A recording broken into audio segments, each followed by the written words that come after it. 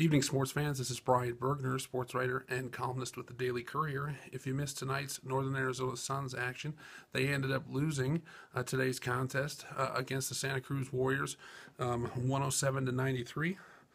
Alan Williams, from an assignment player from the Phoenix Suns, scored 20 points and grabbed 9 rebounds. Tyler Ulis was also sent down to the NBA D-League today as of this morning, and he scored 13 points and dished out 9 assists in that unfortunate loss by the Suns today. We did get a chance to speak with Phoenix Suns general manager Ryan McDonough, who was made available to the media at halftime today, and here's a few of the things he had to say about the Suns. Are you pretty impressed with their start so far, being 10-1? For sure. Yeah, Coach Ellis and the staff up here is doing a great job. It's exciting basketball. You know, they mirror a lot of what we do in Phoenix with the Suns. A lot of the offensive and defensive terminology and play calls are the same. And you know, I think anybody who's come to a game thus far has learned it's high-level basketball. These are some of the best athletes in the world, some of the best players in the world. There are players here who will be in the NBA at some point. There are players here on assignment who are currently in the NBA, like Bergner Jr, Alan Williams, and Tyler Ulis. And then there are guys here who haven't gotten their opportunity yet, but will be in the NBA someday. So it's a great event, great experience, and Coach Ellis and staff are doing a heck of a job. Now, Derek's been here most of camp, most of the season, except for that little short road trip when he went in Philly. But talk about how easy it is to send a guy up like Tyler and like Alan Williams to come up and play just for a night. Yeah, that was part of the thought process, a big part of the thought process behind buying the team from Bakersfield, California, and relocating the Bakersfield Jam here to Arizona and making them the Northern Arizona Suns. You know, we wanted there to be several ties in terms of style of play, as I mentioned, in terms of the logo and the branding, which you see here behind me, but also in terms of the impact on the community and the ease of access to get players back and forth. As you know, it's only about an hour-and-a-half drive. It's an easy trip back and forth. So we wanted to expand our fan base or increase our fan base outside of the Metro Phoenix area, and we think this is a great way for residents of Arizona, especially of Northern Arizona, to come see and watch high-level basketball at least 25 to 30 times a year. What's the relationship like between you and Bub? I mean, it's got to be a day-to-day thing. Obviously, he has a dual role with the Suns and with the NAZ Suns, so what's that like? How much do you deal with him on a daily basis? Yeah, really, we delegate a lot at the D-League level.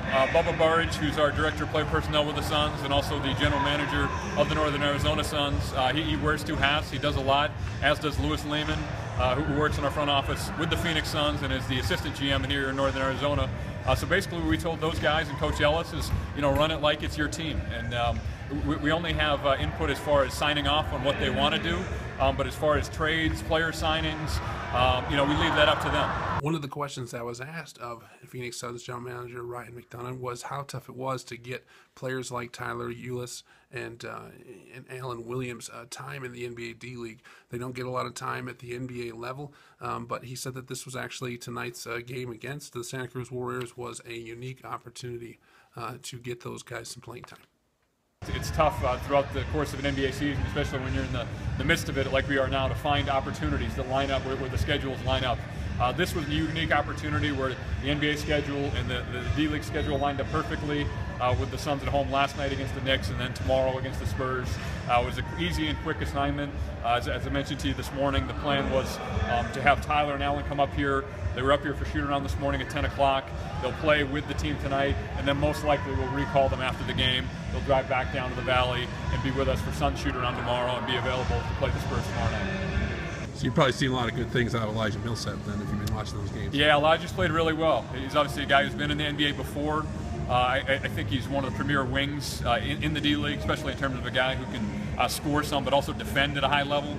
And that's one of the things that's really impressive about not only just Elijah, but what Coach Ellis has the team doing here. Sometimes in the D-League you'll see guys cheat the game a little bit in terms of trying to pad stats. They feel like that's how they'll get noticed if they put up good numbers. You know, obviously NBA teams are smart, sophisticated, and don't look just at the box scores. We watch the video, we talk to coaches, we send scouts to the game. So when you see a guy like Elijah who plays tough physical defense on a nightly basis, that helps. And he's doing really well here. Obviously, selfishly for the team, it would be nice if he stays here, but I think there's a good chance that a guy like that gets called up at some point throughout the year. Despite losing tonight's contest 107-93 to the Santa Cruz Warriors, the Northern Arizona Suns will get another chance to play the same team on Friday as they travel to Santa Cruz, California to play the Warriors with an 8 o'clock tip time. The Suns will return home on Sunday to host the Texas Legends with a 3 p.m. tip time. So until then, this is Brian Bergner, the Daily Courier.